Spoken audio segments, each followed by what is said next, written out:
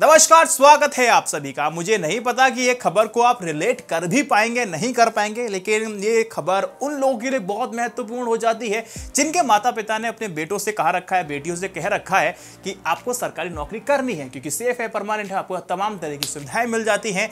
योगी आदित्यनाथ की सरकार एक ऐसा प्रपोजल लाने वाली है जिसको सुनकर के शायद आपको अच्छा भी लगे और बुरा भी लगे या दोनों ही मिक्सअप हो जाए, मुझे पता नहीं। वो प्रपोजल है कॉन्ट्रेक्चुअल बेसिस पे।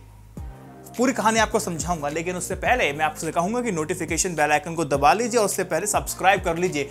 इंस्टेंट आपको पता होना चाहिए कि वैभव INI न्यूज इंडिया ने क्या बोला है।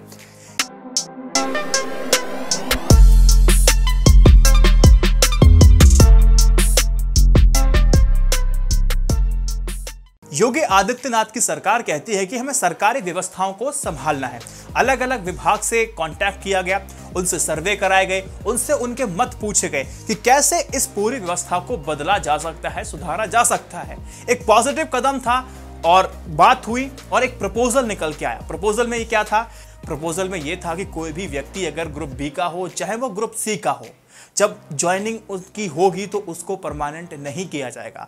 परमानेंट नहीं किया जाएगा मतलब यह होता है कि उसको लगातार 5 साल तक कॉन्ट्रैक्ट पे काम करना पड़ेगा, कॉन्ट्रैक्ट बेसिस पे काम करना पड़ेगा और उस दरमियान उसका एक कंटिन्यूअस हर 6 महीने में इवैल्यूएशन होगा, निरीक्षण किया जाएगा। और यह महत्वपूर्ण है कि हर असेसमेंट में उसको 60% से ज्यादा स्कोर करना होगा, यानी कि अलग अलग पैरामीटर्स उसमें होने वाले हैं। अगर 60% से कम अगर स्कोर करता है, भले ही उसने मेहनत करके उस पोस्ट तक पहुंचा हो, 6 महीने, 12 महीने, 18 महीने के बाद अगर 60% से कम भी स्कोर करेगा तो उसको उस पद से, उस नौकरी से तत्काल निकाल दिया जाएगा।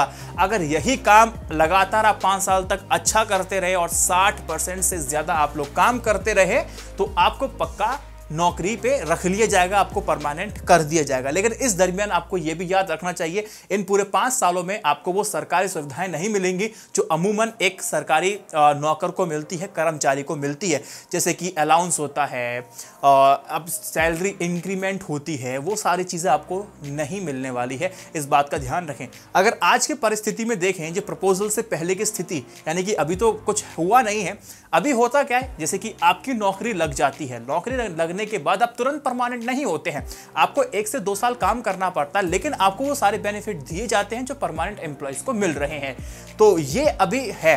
अब जब ये चीज आ जाएगी, प्रपोजल पास हो जाएगा, कैबिनेट के पास पहुंच जाएगा, पास होगा और एक कानून बन की शक्ल में अगर आ जाएगा, ये जो जारी जो सुविधाएं हैं इसको खत्म कर दिया जाएगा, नए सिरे से काम किया जाएगा। अब सरकार का तर्क ये है कि ये नया जो प्रोसेस लाने के पीछे का तर्क यही देती है कि इसमें क्या है ना कि अलग तरह का, एक तो सरकार का जो खर्च है वो बचने वाला है, एफिशिएंसी लोगों के अंदर आएगी, जो आलसपन रहता है, जो शिकायतें रहती है कि सरकारी लोग काम नहीं करते हैं, घूस वगैरह खाते हैं, तो इस तरह की चीजें कम करने का प्रयास है।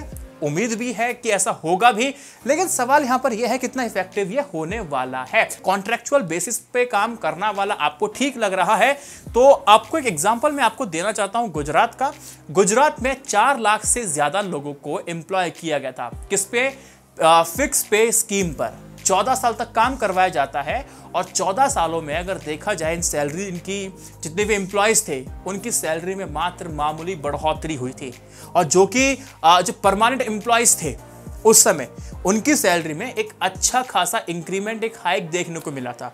जब ये मामला गुजरात हाई कोर्ट पहुंचता है तो गुजरात हाई कोर्ट ने साफ तौर पे बोला कि ये जो आपने फिक्स पे स्केल पे आपने लोगों को एम्प्लॉय किया, एक तो ये इलीगल है, ये गलत है। अब आपको ये करना है कि जब से आपने इनको अपॉइंट किया है और अभी तक जितना भी पैसा बनता है एडिशनल आप इनको लगा करके इन कर्मचारियों को दीजिए। अब गुजरात सरकार के दिमाग खराब हो जाता है, बोलता अगर हम ऐसा करेंगे तो हमारे ऊपर 8,000 करोड़ का बर्डन हमारे ऊपर आ जाएगा, तो हम कैसे वहन करेंगे इसको।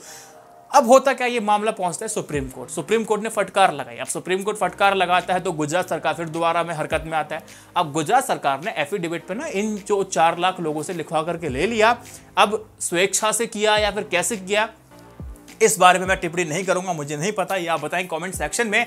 उन सभी लोगों ने लिख करके दे दिया कि वो फिक्स पे स्केल पे काम करने को तैयार है, उन्हें कोई एतराज नहीं है। उसके बाद भी इस जवाब से सुप्रीम कोर्ट भी संतुष्ट नहीं हुआ था।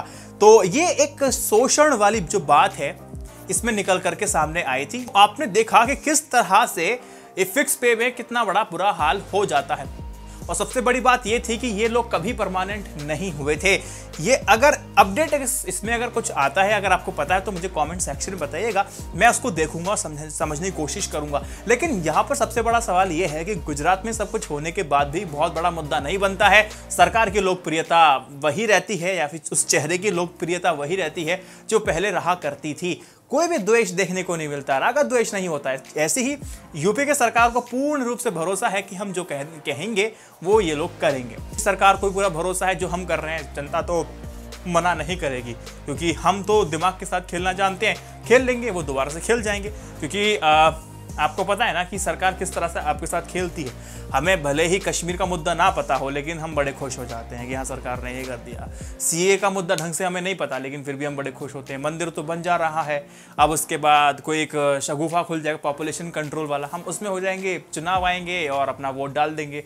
बिहार में इलेक्शन है तो कैसे कंगना रनौत का इस्तेमाल करके बिहार का इलेक्शन को अफेक्ट करने की कोशिश की गई है, मैंने अपने पिछले वीडियो में बताया है। तो बाकी दोस्तों, आप सभी का क्या सोचना है मुझे बताइएगा। इस वीडियो को शेयर कीजिएगा, कोई सुझाव हो तो कमेंट सेक्शन में मुझे बताइएगा। आई न्यूज़ इंडिया की जर्नलिज्म को सपोर्ट करने के लिए मेंबरशिप ले सकते हैं। तमाम तरह के बेनिफिट्स आपको मिलते हैं। कई सारे इंटरव्यूज हैं जो मैंने वहां पर सिर्फ मेंबर्स के लिए ही पब्लिक किए हुए हैं। जाएंगे, देखेंगे, आप अपने आप को एक स्पेशल फील करने वाले हैं कि हाँ हमने मेंबरशिप ली है तो कुछ अलग हमें देखने को मिलता है। उम्मीद है आपको वीडियो पसंद आया होगा। जय Hind, Vande Mataram, stay updated, stay educated, सत्यमेव जयते, नमस्कार।